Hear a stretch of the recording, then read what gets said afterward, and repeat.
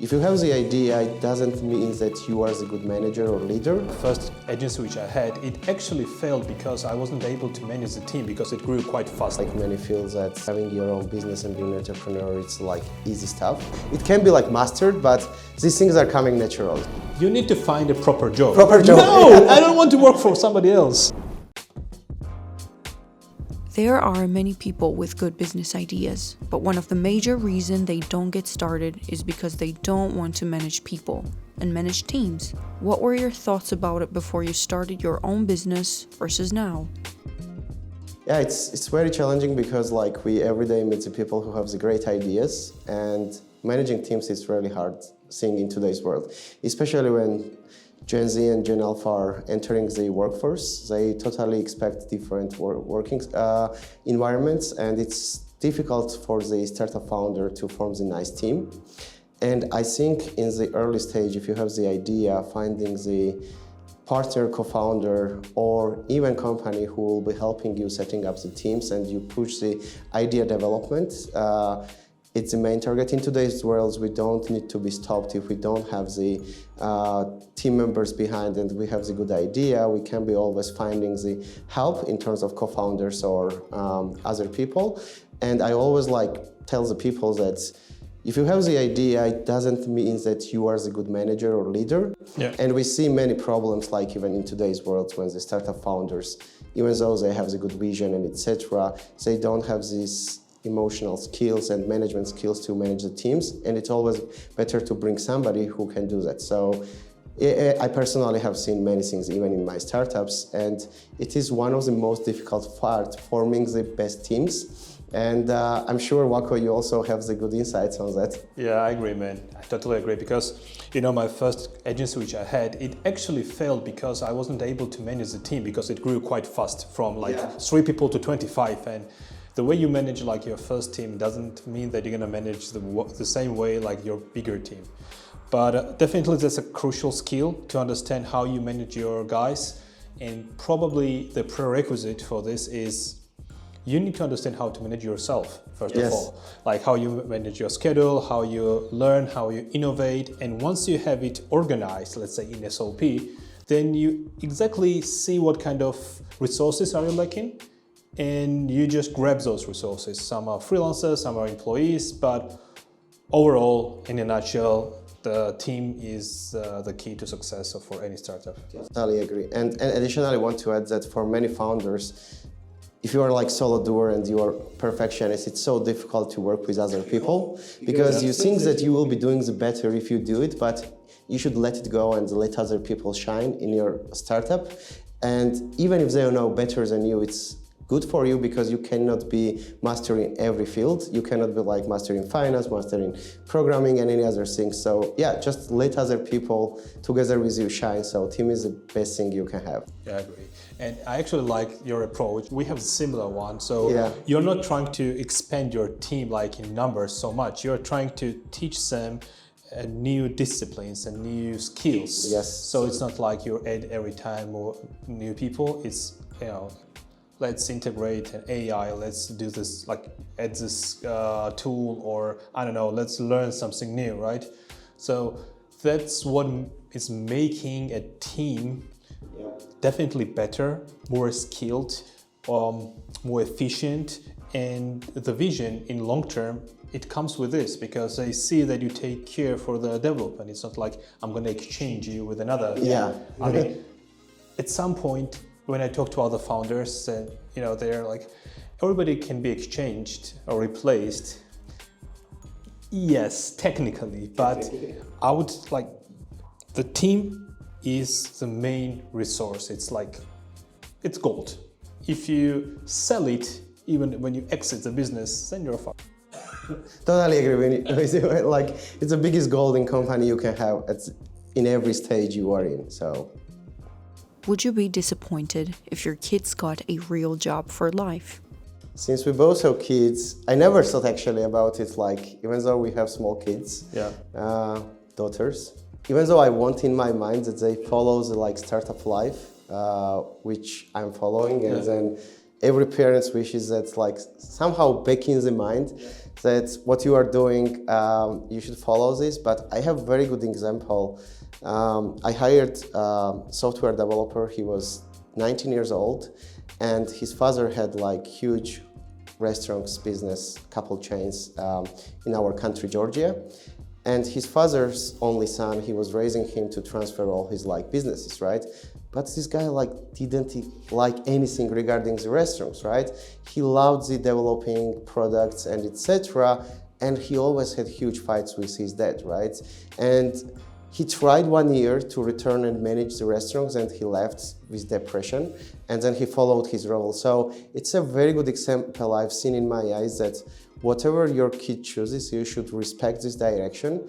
And even though I would love that one of my daughters would become following my steps, if they desire to be singer, if they desire to be lawyer, doctor, whatever, I will fully support it, because I've seen in front of my eyes how people, if you push them to do something they don't like, it's the worst thing we can do as a parent. So yeah, have you thought, Wako, like about your daughter? What you imagine she it's like crazy, man. Like, I mean, I totally agree on the point that we should support our children, because that's the most beautiful thing that you can do. Because I would love my parents at some point to support me in whatever I was doing. Yeah. And they were like, you need to find a proper job. Proper job. No, I don't want to work for somebody else. So I want to do my stuff. And when I started Gegidze, in my mind, it was like, I want to build something, for a long term, which my children will take over. Even in my pitch, when I'm talking to my clients, I'm always saying that, this is a family name, it's a manifesto of quality, la la la, like whatever I actually feel. And I was also saying that at some point, I hope that my daughter will take over the company. And then I just realized that it's my dream. It's only my dream. Yeah. I mean, I don't know. Maybe if she wants, I would be more than happy. If not, definitely I want to push, because it's her life. But deep inside my heart, I hope that she will like it. Yeah, it's so interesting, because like they are growing up, our kids, like seeing how we are involved. Like I always like take my daughters whenever I do, even on the business things, like they are involved at the early stage.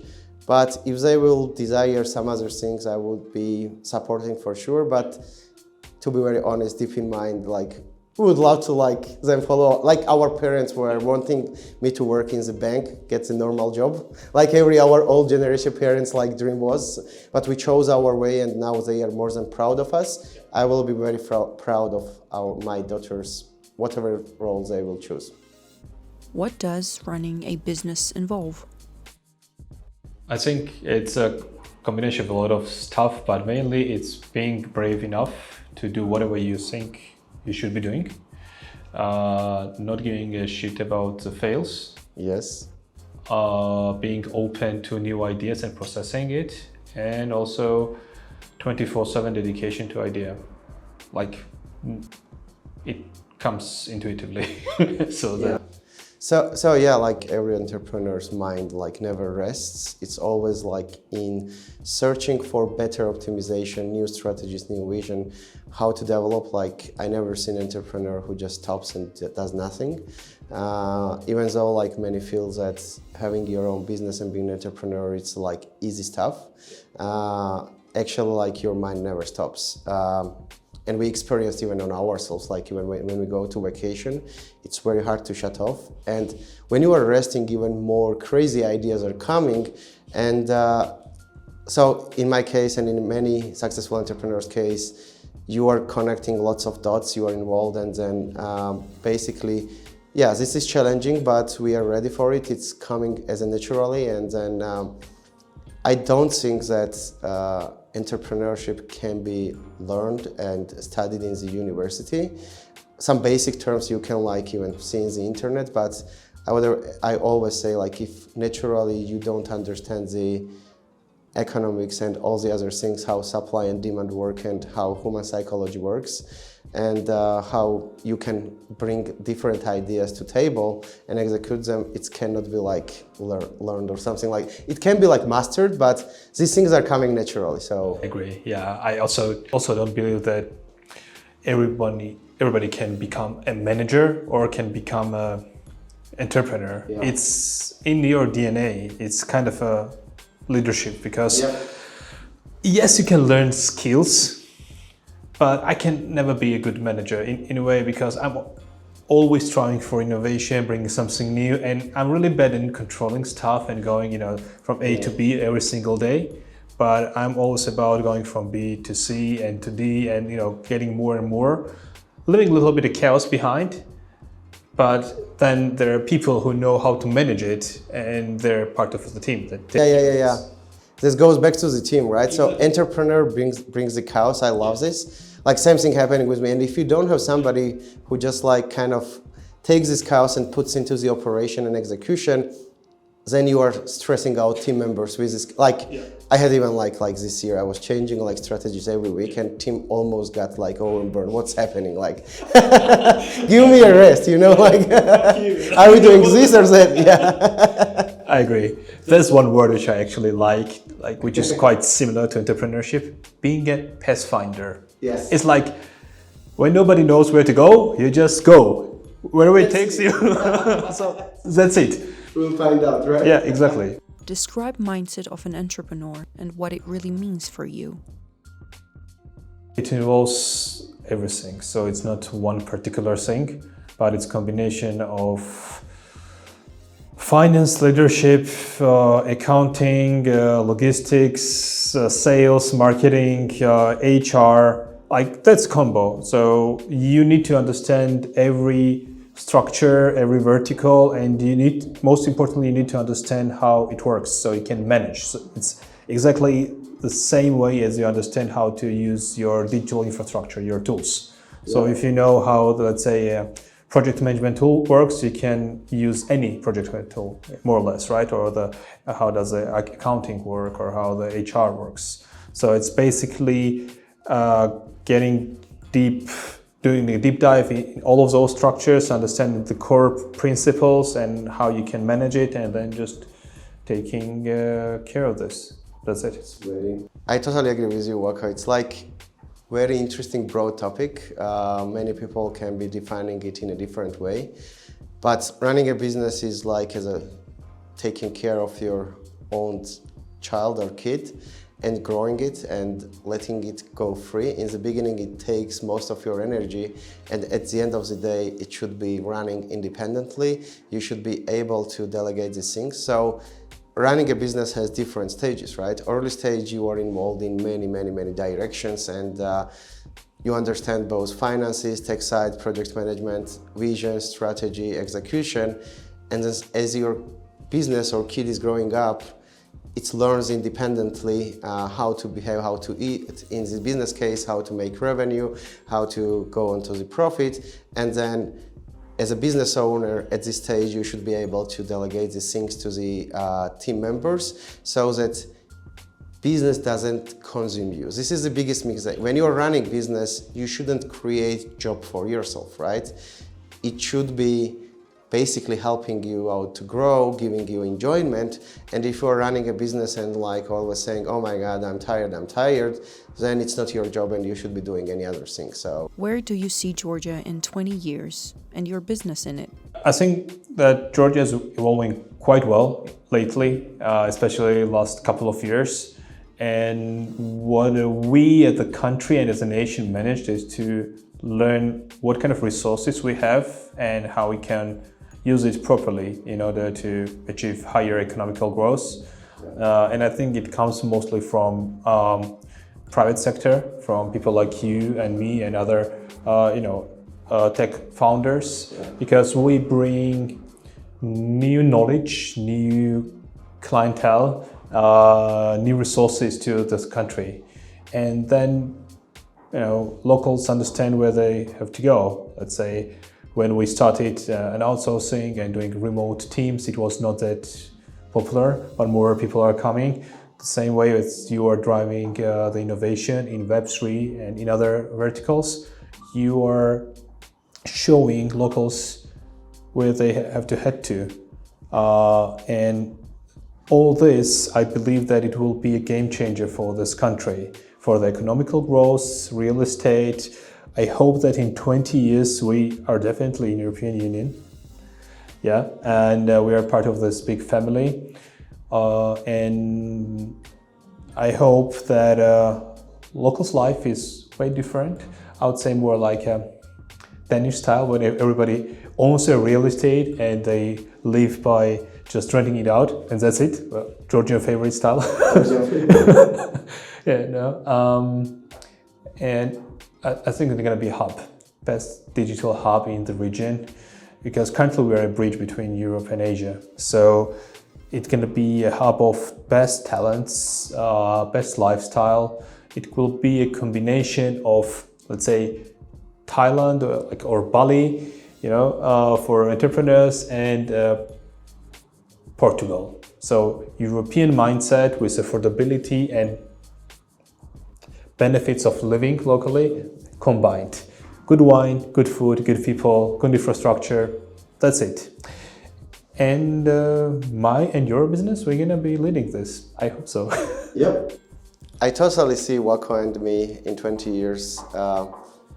We will be for sure in Georgia, and I see Georgia as very well developed, even more interconnected with the global economy. And I see even now what's happening in the young generation. I'm actively working with 9 to 15 years olds, and they have totally different mindsets. They have already friends in US, in Europe, in Asia. They never seen each other. They are planning to travel to each other. So it's totally different mindset. If even my generation, we were thinking to have like open up restaurant or have some like nice store, these kids are thinking totally different, right? So, and then I see how other people, my foreign friends from every part of the world coming to Georgia, how they like that we have everything like sea, skiing, mountains, all together, how living on startup is so much well, even at this moment, and how digitalized we are and we can get the services. And in 20 years, I see even ourselves very much involved into the country's development and basically advising many different new generations, bringing region even closer and the world. And Georgia is a perfect place to be, even if now both Waco and me will be working and bringing capital from outside of Georgia. Our main goal is to make Georgia the best place for everybody to live. Even now, like you can see the reactions of many foreigners coming and staying here just for 2 weeks, and then it somehow happens 1 year. So I fully believe that we will play a crucial part in developing Georgia's tech ecosystem, and as Waco mentioned, making it as a hub. And we even don't need 20 years to reach these goals, and I even see that in 5-10 years we can be there. So yeah, I can't wait to see this future coming in for Georgia. So we as a Georgians, we have the open doors, and we can be getting capitals and creating successful companies which will be running globally, and all this good wealth and everything will be coming back to Georgia, because we have the very good roots here, and we grew up here, and we love our country, and we are not like here just to go away and then leave everything, right? So yeah, thanks for this amazing like podcast. Before like even like going to the US, actually have flight tomorrow. So yeah, we'll see. I really appreciate you. Honestly, because that's quite rare when you meet people in your elderly age and you get friends this much and you're open, and this trust, it doesn't come like this. You need to do set of actions and go through situations in order to trust someone. Yeah. And I'm a happy person to have you as my friend. You're a great entrepreneur, and I want to be the luckiest and most successful guy, and for me it's like being your friend. Same here. Like we are the like next generation of Georgia who will be changing this country at the end of the day. We never talked about anything politics, but I think our generation is the one who will be really making the changes, who really love to like do something and make everything better place. So yeah, I'm happy to know you, man. It's an honor. It's an honor. Let's cheers.